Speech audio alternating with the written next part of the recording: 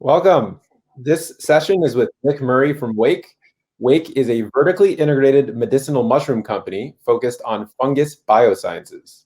Nick, take it away. Thanks, Greg. Hello, everyone. Welcome to Wake. I'm Nick Murray, CEO and co-founder. I'm excited to share the story of Wake with you. As Greg mentioned, Wake is a vertically integrated medicinal mushroom company focused on fungus biosciences. We're currently producing organic psilocybin and medicinal mushrooms with a multinational supply chain. We're also developing a personalized, genetics-based approach to psychedelic-assisted therapy. We have launched a major genetics research initiative with the Lieber Institute for Brain Development. Lieber is widely regarded as one of the top brain development institutes in the world. And together we are working on a genetics-based approach which will act as a clinical safety and pharmacovigilance to the entire psychedelics industry. By combining these two things together is how we view the future of personalized health and wellness. As many of you know, the market opportunity is quite significant. By entering the consumer medicinal mushroom market today, we are gaining customer intel as well as a growing customer base to tailor personalized mental and physical wellness journeys. By focusing on the introduction of psychedelics to therapy, this has made the opportunity even more exciting. Highlighting our approach to natural, biologically derived drug development and drug substance alongside personalized medicine puts us in a category of one. There's a lot going on in this industry, and this slide highlights how we fit. We're taking a different approach, and although it requires a lot of work, we believe that vertical supply integration, along with personalized approach, is the best path to ensuring the best possible outcome for patients worldwide. We've thoughtfully architected the business strategy for Wake to support diversified revenue streams. Near term, we're currently in market with medicinal functional mushrooms. Medium term, we anticipate our genetic safety screening as a major revenue driver within the psychedelics industry. And lastly, our longer term focus is pursuing the FDA biologic drug development path, which uniquely provides us with 12 years of market access.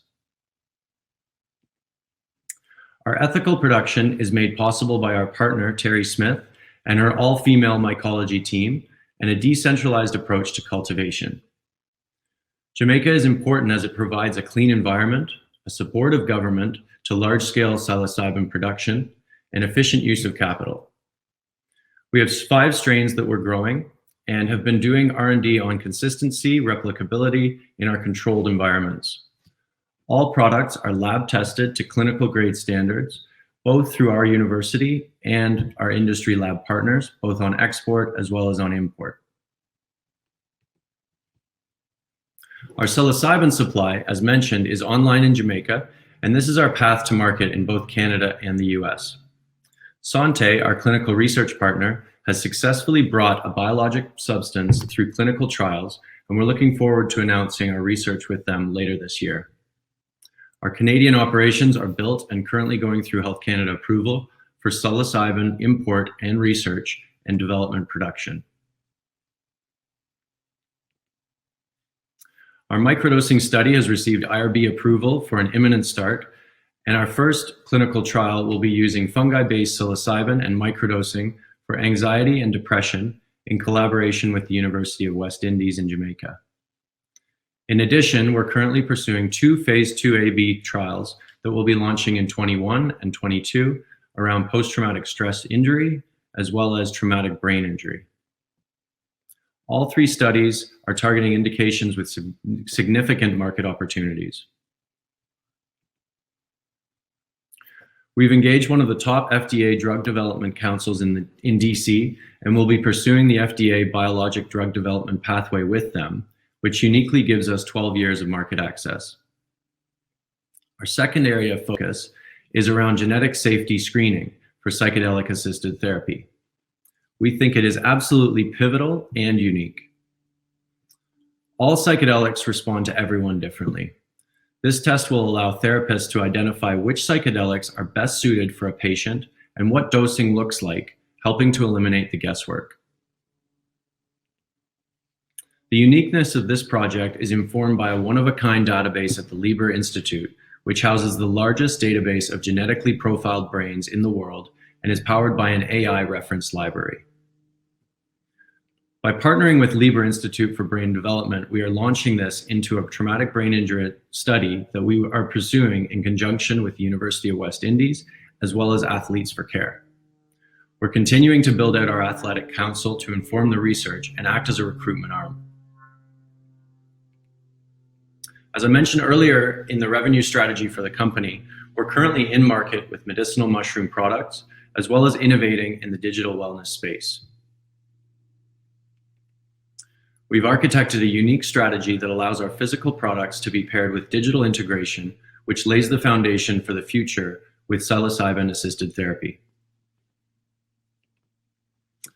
On the consumer side, we are building out our omni-channel sales strategy, which includes a partnership with Fullscript, the leading provider to health practitioners and therapists in North America. In addition, we are partnering with traditional distribution retail as well as direct-to-consumer and affiliate channels for distribution. I'm truly grateful to be working with such an excellent team on this journey. My background, I've spent over a decade in health technology, focused on building companies in the clinical software and remote patient monitoring space. Warren Needler comes with 20 years of venture capital experience. Terry, who you saw earlier, is the founder of the Association of Mushroom Producers and a great friend.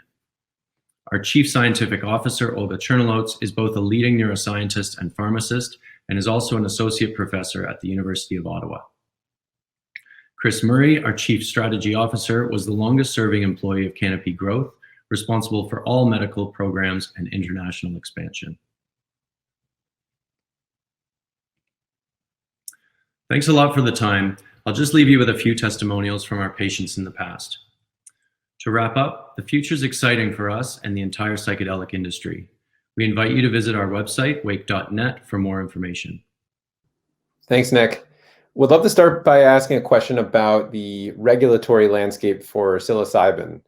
A lot of the activity that's happened in the space in the last year or two has been around synthetic compounds, which has a different regulatory path. And so how do you think about psilocybin being approved where it stands today and in the future from the FDA, Health Canada, and other regulatory bodies? Sure. We see a path towards both synthetic and naturally derived biologic substance being made available in the future. I think the market will decide at the end of the day which one is preferred. But our preference has been to go with the biological pathway. It's both preferential in the FDA's eyes as far as our 12-year market access. And we've seen from our customers here in Canada going through the Exemption 56 pathway with Health Canada that they've preferred to go with the biologically derived. So at the end of the day, I think we will have both, and we champion USONA and the great work they're doing on the synthetic side. But we don't really see it being A or B or a binary. I think we'll end up with both, and I think that's a good thing. Mm-hmm. Can you talk a bit about the mechanism of action with psilocybin and what makes it such a good compound for treating mental health indications? Sure.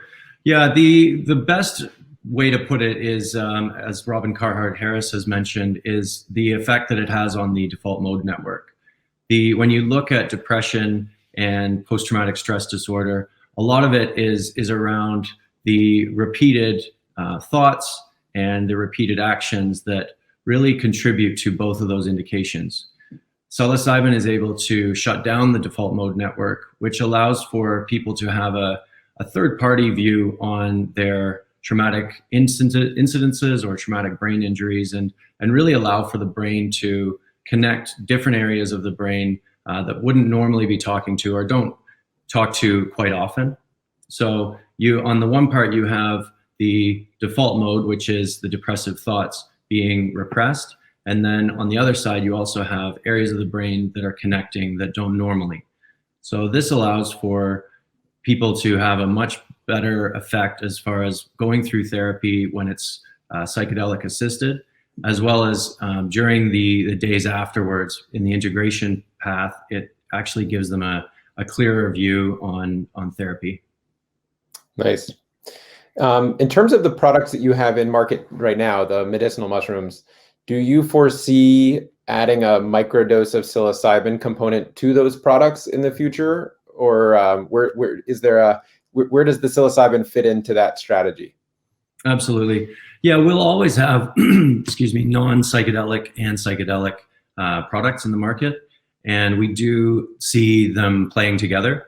A lot of people are familiar with the Stamets stack of lion's mane with microdose, and we find that a lot of our customers are using our functional mushrooms with some microdosing that they're doing. We will be doing some integration stacks as soon as regulatory allows, but we will continue to offer our products without psilocybin for the clients that are just looking for a functional mushroom dose. In terms of the genetic screening, which is very important, how do you plan on commercializing that? Sure. So we will be working with our peers in the market to allow for it to eventually be very similar to prenatal screening, where it's the first money spent on psychedelic assisted therapy. So in terms of ensuring that people have a good journey and have the most efficacious dose, the screening will allow for that. So it's a cheek swab, and the report comes back and gives a report on if this person is better for, let's say, perhaps ketamine therapy or psilocybin, and then what dose would be most appropriate for those patients. Got it. And is that something that people would just pay for out of pocket? We see both a out of pocket as well as insurers providing it. So that could be private insurers, or it could be public, like in Canada and some of the Commonwealth countries. Cool.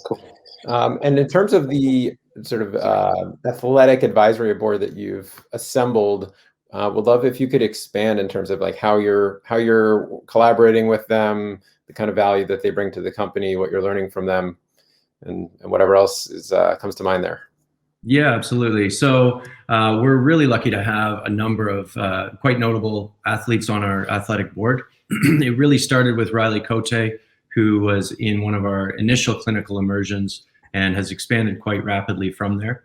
They're assisting us with protocol development, our own R&D. So they're our guinea pigs, so to speak, when we're looking to try out our new technology, some of our new products, and they will be assisting with the growth of that division of the company.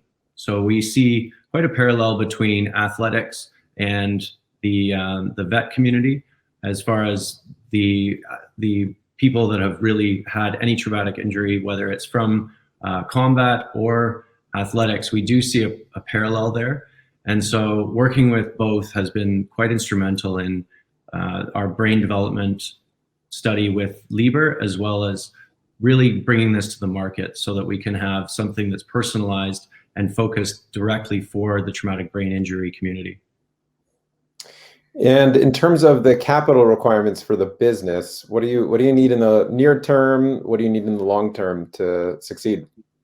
Sure. Yeah. So we're embarking on a raise imminently, quite now, with both Cantor Fitzgerald and Canaccord, and that is a 10 million raise, and that gives us at least 3 years of runway to really prove out our model here, and we're looking to list on the Canadian exchange. So we'll be announcing that shortly. Wonderful. That's all the questions I have. Do you have any other parting words for the audience? No, I think it's quite an exciting time. I think there's going to be a lot of new innovation in this space, and really looking forward to seeing it come to fruition. So thanks a lot for inviting us on. Wonderful. Thanks, Nick. Pleasure.